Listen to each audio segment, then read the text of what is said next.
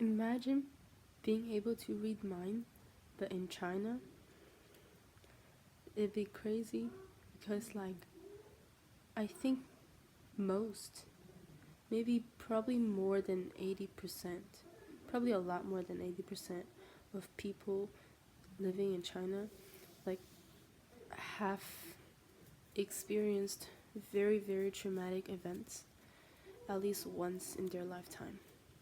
For example, I was watching short videos online, and then I came across like this video made up of like comments and things like that of like their childhood experience. Like this one person was really, really good at pool, like the sport where you hit balls on the table. They were really good at it and made it to a very high level, but then their parents decided that their parents thought, oh, you will not have a good future with this sports or game. So their parents beat that person. I don't know the gender. Beat that person to a point where their hand is like have neurological damage or something. So they kept doing this, like Doctor Strange. So they can't play pool anymore. And there's this other person that's really good at Chinese Beijing opera or something similar to that. And their parents decided that that's not what they want this person to do. So I think they beat that person and gave them like medicine to destroy, or not destroy, to make the vocal cords not work well, so that person cannot sing Chinese opera anymore.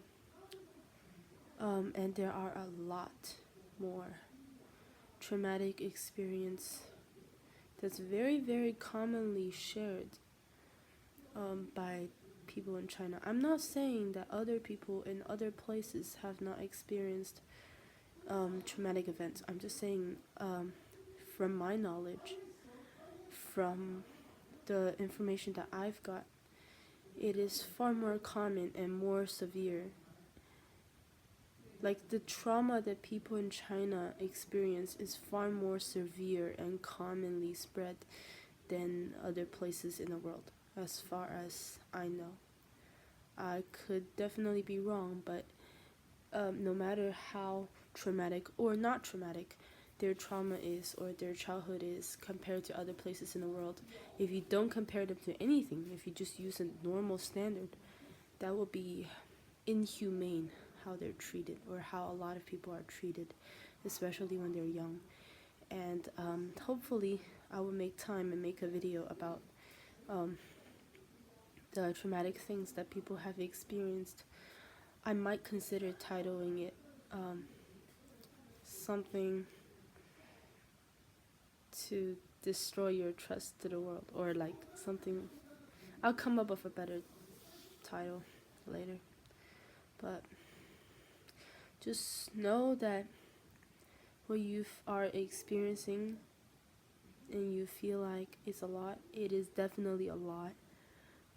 Please do not think that what you experience, what you are suffering, isn't a suffering just because other people have suffered more. That is so not true.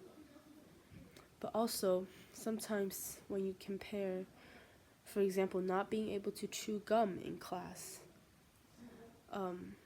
if you compare that with, I don't know, being sexually assaulted by your teacher, if you compare those two things, then you know which one is far worse, right? I'm not saying those things to say that the suffering of one group of people is insignificant just because the other group has suffered more. I'm not saying that. I'm definitely not saying that. That's not how I feel. That's not how it is. I'm just saying that some things in life, for example, not being able to chew gum in class or something like that, it's not as, it will become insignificant if you compare it to a normal standard. I don't know how this is making sense. Like, there is a actual standard that is that exist in us that we should use instead of comparing two bad stuff to say that one of them isn't bad, because you should not compare two things that are bad and say that because one is less bad than the other, then it's not bad. That is wrong. But you should also not say that just because you can't do whatever you want, you're not free. That's not how that works either. I plan on making a video about that in the future. So just want to send this video out today. Sorry for being wordy towards the end. I hope you have a nice day.